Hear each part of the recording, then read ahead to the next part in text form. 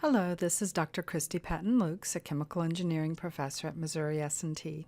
In this video lesson, we're just going to be doing a review for Exam 3. Now, this exam is going to look at course objectives 2 and 6, still using Excel and Excel with VBA, strong emphasis on just Excel on this test. Now, course objective 2 was that we will be able to solve systems of algebraic equations, both linear and nonlinear, and we tested linear systems on the previous exam. We'll be looking at nonlinear this time. And course objective 6 is that we will use data visualization tools, such as graphs, to draw meaning from data and to perform statistical curve fitting. The format of this exam will be very much like the previous two exams. The first portion is going to be closed book, and it's going to be worked without a calculator or a computer. And this time you probably will expect to spend 20 to 30 minutes on this portion, so a little bit longer. There are going to be several short questions. I may ask you to do some really simple computations, answer some questions. You might need to derive equations for either the Newton-Raphson or the least squares technique in that portion.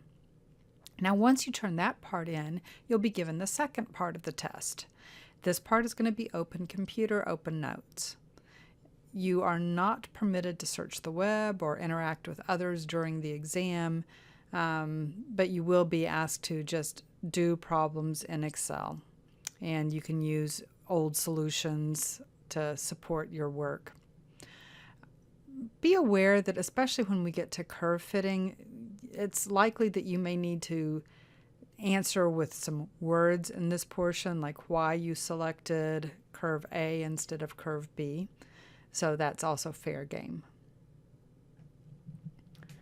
Now, specific skills that we need in order to do well on the exam is you should be able to demonstrate to me that based on the material for nonlinear systems of equations, you should be able to use the Gauss-Seidel method and recognize that it's not always a fabulous method.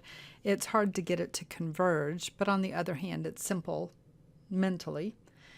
Or we can use Newton-Raphson. Newton-Raphson is harder to get started on because you must do calculus in order to develop a system of linear equations. But when it works, it definitely works. So Newton-Raphson tends to be our first choice. And you should be able to describe advantages and disadvantages of these techniques. Next, we looked at regression and curve fitting. You should be able to develop your own regression formulas for whatever curve is described using that least squares technique.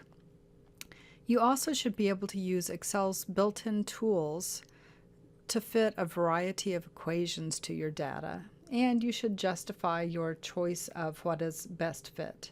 Now, our various tools, we start with trendline. We use this often because it's easy and it includes a graph, which gives us that visual clue whether or not our curve makes sense or not. Then we have several tools, and one computation tool, if we know we are using a straight line fit, then I can use the slope and intercept formulas along with RSQ to get an R-squared value. And this is very handy if you are doing just a plain line fit. We also have the LINEST function. I call it linest. In this, one thing that I was doing wrong in class today, you need to highlight a 2 by 3 area in order to get to the R-squared value. It gives a lot of statistical answers, and the thing that I was thinking was going to be the R-squared is actually an M value. Don't worry about that. What you're going to want is the number that's in the bottom left-hand corner of a 2 by 3 area to get the two parameters. Again, use Control-Shift-Enter in order to do that. And then we have the regression tool. Now, linest and regression tools can work on anything that I'm doing linear combinations of variables. So we frequently use these for polynomials.